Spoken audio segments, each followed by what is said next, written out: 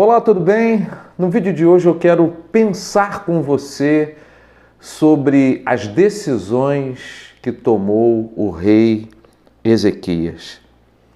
Você já parou para pensar sobre o texto do segundo livro das Crônicas, capítulo 29? Pois é, eu quero convidar você para pensar comigo, porque esse texto tem muita coisa interessante, gente.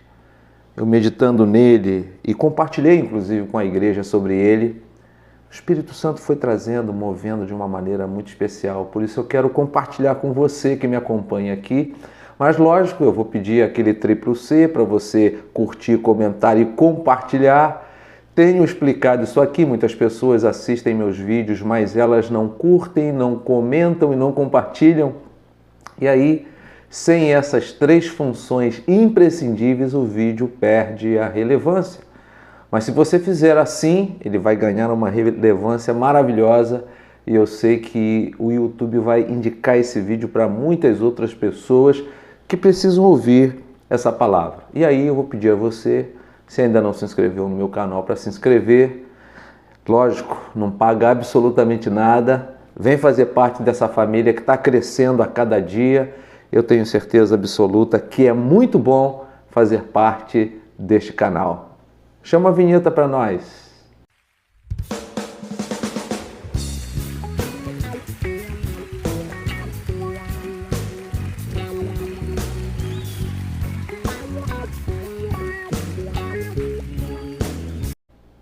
Depois que Acais morre, Ezequias assume o reino.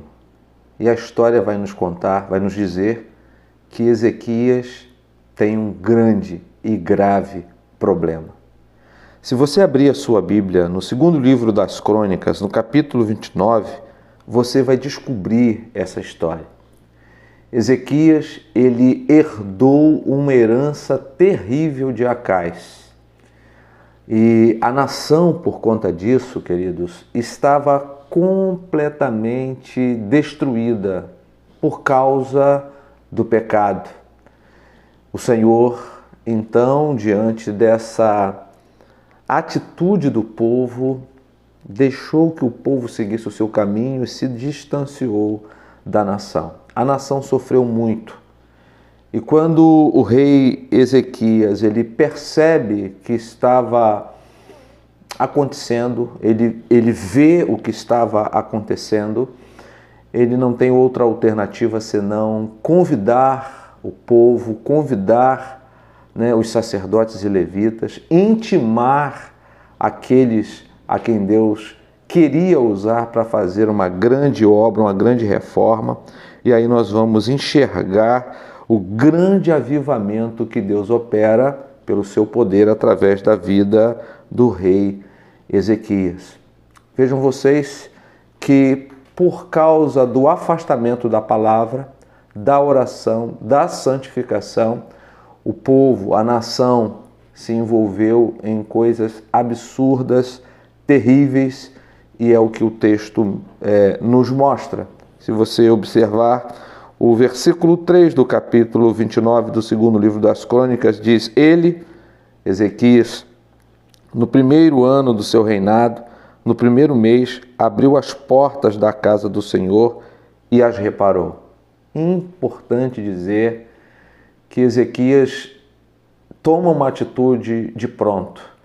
Ele sabe que o que Acais tinha feito em fechar as portas do templo e deixar com que as portas se deteriorassem foi algo terrível, uma das coisas horríveis que Acais fez. Então ele toma a decisão de abrir as portas da casa do Senhor e repará-las. Que atitude maravilhosa! Se você olhar a história, Acais havia fechado completamente as portas do templo. Vejam vocês aqui que no capítulo 28, versículo 24 do segundo livro das Crônicas, o texto vai dizer assim: E ajuntou Acais os utensílios da casa de Deus e fez em pedaços os utensílios da casa de Deus e fechou as portas da casa do Senhor e fez para si altares em todos os cantos de Jerusalém. Acais despedaçou os utensílios da casa do Senhor, e ele fechou as portas da casa do Senhor, e fez altares para si em cada canto de Jerusalém. Cada lugar de Jerusalém ele colocou ali, né, um espírito maligno, vamos dizer assim, para agir, para operar contra a própria nação. E infelizmente em nossos dias essas coisas também estão acontecendo. Muitos estão herdando a herança de Acais. Nós vemos isso claramente por causa do afastamento da palavra, pregação de heresias. Nós temos visto isso espalhado por aí em muitos lugares, né? Nós percebemos que as pessoas se distanciaram da oração, se distanciaram da santificação e estão levando uma vida de qualquer forma, estabelecendo uma forma de adoração, como se o Senhor aceitasse esse tipo de prerrogativa, de atitude e de ação. É preciso ter cuidado, é preciso abrir os olhos, porque devemos adorar ao Pai em espírito e em verdade. Quando esse afastamento da palavra, o afastamento da oração, quando abandonamos a santificação, então de fato as portas do coração se fecham, assim como Acais fechou as portas do templo e deixou com que elas pudessem estragar. As portas do coração se fecham, os ouvidos se tornam agravados e aí a gente não consegue mais nem receber a palavra de Deus e nem ouvir a voz do nosso Senhor.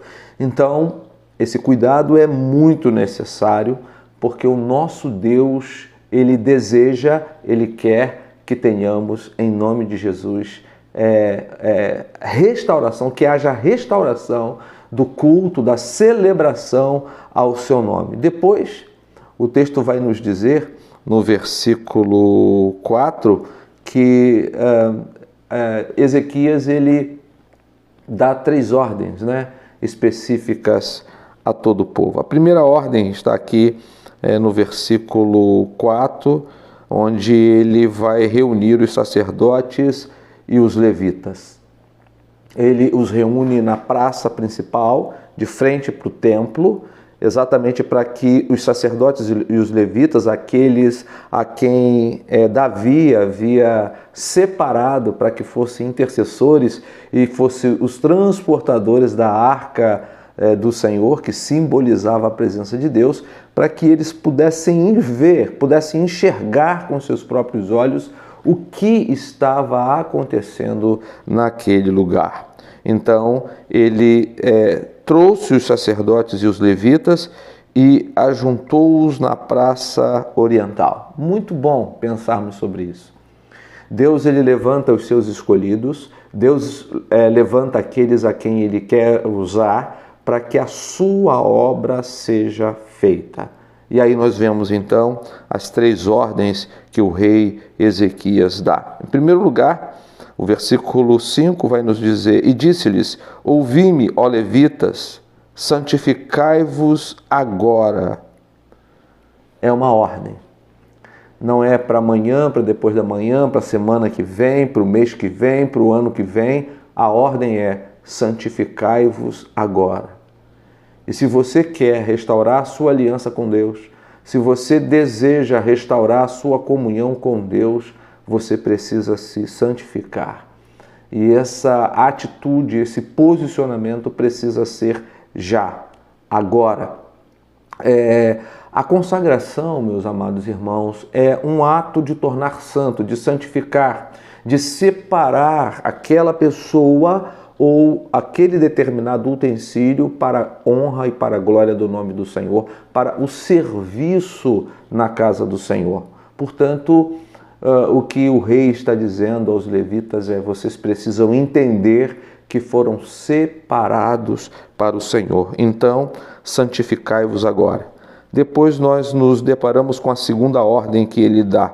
Ele diz: e santificai a casa do Senhor, Deus de vossos pais. Santificai a casa do Senhor, Deus dos vossos pais. Ele não exigiu apenas a santificação dos levitas, mas também a santificação da casa do Senhor.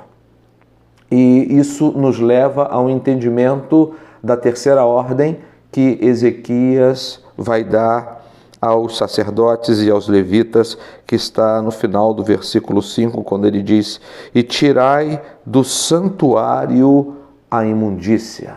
O ato de santificação, como disse, exigia que fosse retirado completamente tudo que era impuro, toda coisa imunda. Deus não pode habitar, Deus não pode falar, Deus não pode realizar a sua obra onde há impureza, onde há imundícia. É por isso que faz-se necessário que o ato de santificação requeira daquele que se posiciona dessa forma retirar da sua vida qualquer coisa que possa ferir a face do Senhor, entristecer a face do Senhor e, portanto, impedir o seu agir, a sua ação. Deus, ele queria, logicamente, que o culto fosse restaurado, que a celebração ao seu nome fosse restaurada. E isso cheirava a avivamento. E, meus amados irmãos, não pode haver avivamento se não houver um retorno à palavra. E quando retornamos à palavra, naturalmente o Senhor, pelo seu Espírito e pelo poder da sua palavra, gera em nós arrependimento, porque não pode haver avivamento sem arrependimento.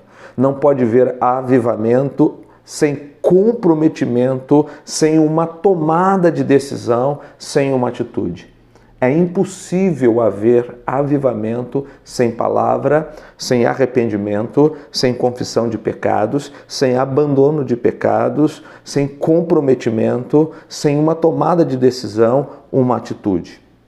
Vejam vocês que os versículos 6 e 7 do capítulo 29 do segundo livro das Crônicas diz assim: porque nossos pais transgrediram e fizeram o que era mal aos olhos do Senhor, nosso Deus, e o deixaram, e desviaram os seus rostos do tabernáculo do Senhor e lhe deram as costas. Também fecharam as portas do alpendre e apagaram as lâmpadas, e não queimaram incenso nem ofereceram holocaustos no santuário do Deus de Israel. Muito sério, muito sério. Vejam vocês o que os pais, conforme o rei está dizendo aqui, fizeram. A atitude deles.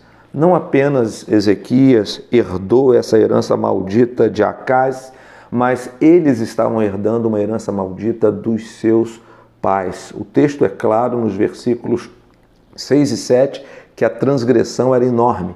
E aí, os versículos 8 e 9 nos mostram as consequências dessa atitude dos pais, conforme o rei diz. Ele fala assim: por isso veio a grande ira do Senhor, versículos 8 e 9, sobre Judá e Jerusalém, e os entregou à perturbação, vejam vocês, à assolação e ao escárnio, como vós o estáis vendo com os vossos olhos.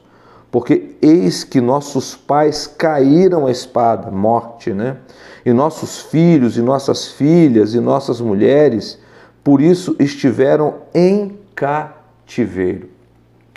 O que o texto nos diz é que houve ira do Senhor sobre Judá e Jerusalém, houve perturbação, assolação, escárnio, como eles mesmos estavam vendo com seus próprios olhos. Depois diz que houve morte, tanto dos pais como dos filhos, filhas e mulheres, e não obstante a isso, tantos aqueles que não morreram foram entregues ao cativeiro, se tornaram escravos, escravas do adversário, do inimigo.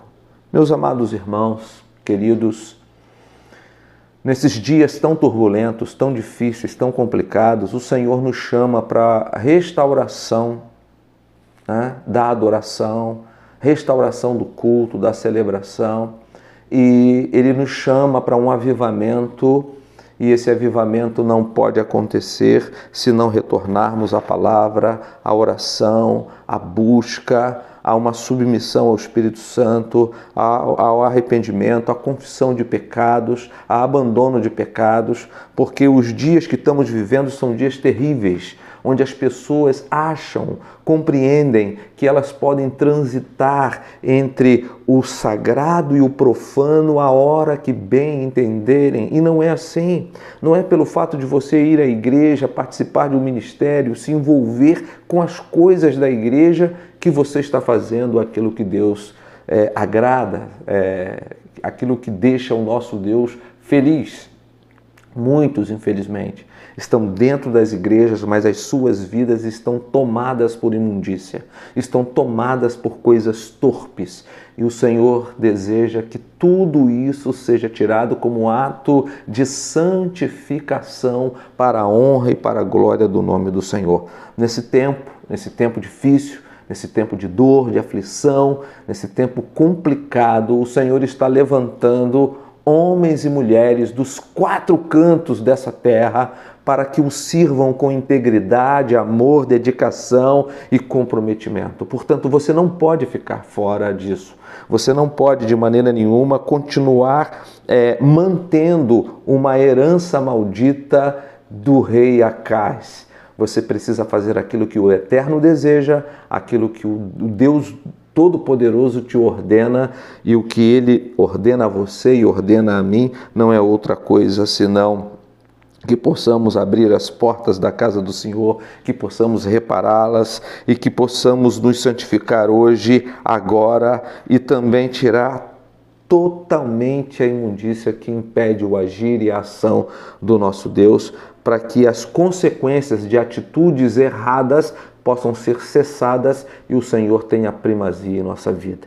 O meu desejo é que essa palavra encontre lugar em seu coração. Que Deus abençoe você.